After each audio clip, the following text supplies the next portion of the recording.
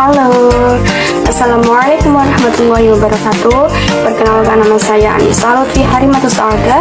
Saya berasal dari kampus IAIN Kediri, Prodi Tadris Bahasa Inggris. Oke, sekarang kita akan belajar mengenai narrative text. Nah, sebelum itu, apa pengertian dari narrative text? Narrative text adalah sebuah teks yang menceritakan tentang rangkaian suatu peristiwa secara berurutan dan saling terhubung satu sama yang lain. Jenis teks ini memiliki sifat imajinatif atau cerita khayalan yang bertujuan untuk menghibur pembacanya. Contoh naratif teks yang paling umum dijumpai adalah dongeng atau tales, cerita rakyat atau folklore, maupun cerita fiksional lainnya. Yang selanjutnya yaitu tentang ciri-ciri kebahasaan teks naratif teks. Lalu apa ciri-ciri kebahasaan teks naratif teks? Nah, pada naratif teks sendiri itu terdapat beberapa ciri kebahasaan, antara lain sebagai berikut. Yang pertama, yaitu penggunaan direct speech atau kalimat langsung yang diutarakan tokoh dalam cerita. Penggunaan direct speech ini membuat pembaca bisa seakan-akan merasakan suatu suasana pada cerita tersebut. Yang kedua, yakni memakai action verb dalam bentuk past tense, misalnya run, sang, walk, drop, dan sebagainya. Yang ketiga, yakni memakai nouns sebagai kata ganti untuk orang, binatang, dan benda dalam sebuah cerita, misalnya the princess, the king, and sebagainya. Yang selanjutnya yakni memakai adjective yang membuat noun pairs, misalnya short brown hair, two monkeys, and others. Yang selanjutnya yaitu memakai time connective and conjunctions untuk mengurutkan suatu kejadian, misalnya and then, afterwards, before, soon, after, and others. The next is memakai adverbs and adverbial phrase untuk menunjukkan lokasi kejadian atau peristiwa. Misalnya, here, in the mountain, happily if ever after, and others. Yang ketujuh yaitu fokus pada satu tokoh atau pelaku dan biasanya individual, sehingga biasanya menggunakan kata ganti seperti I, we, she, or he. Dan selanjutnya yaitu diawali dengan kata keterangan waktu seperti Ange open a time and long.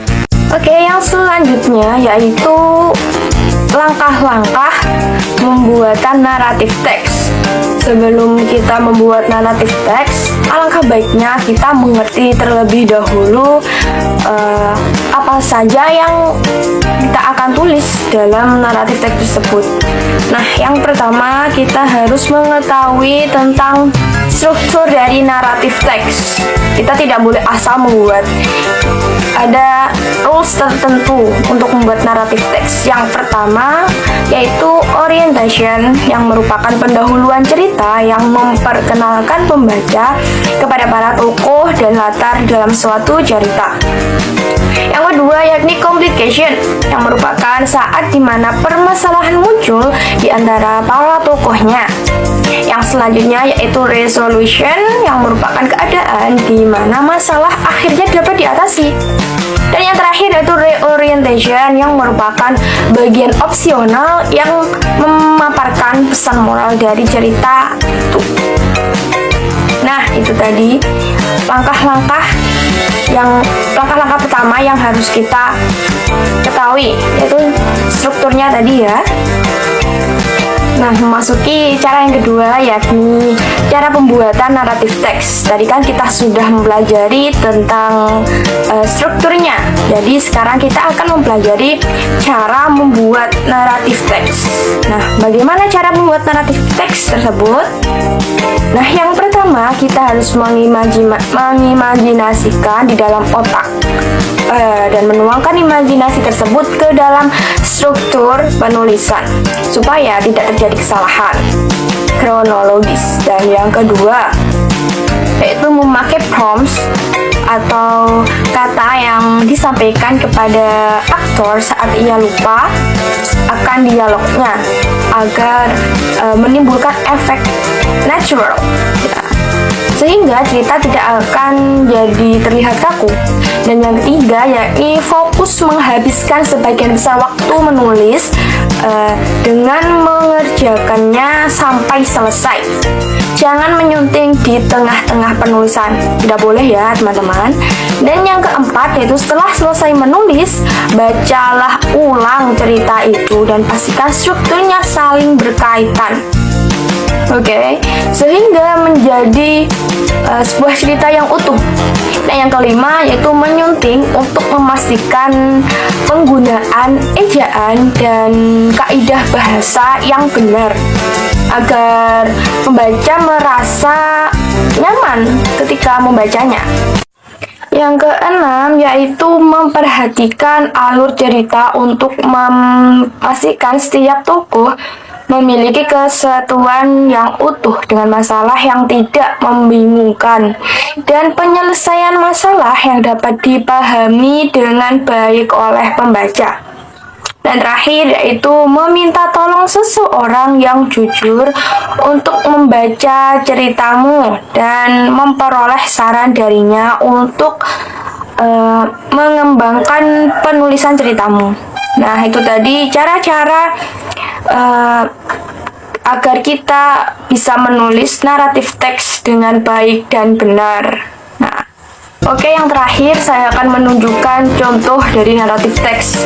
Yang pertama saya akan membacakan terlebih dahulu contoh tersebut, setelah itu saya akan memberi penjelasannya. Oke. Fox and a cat.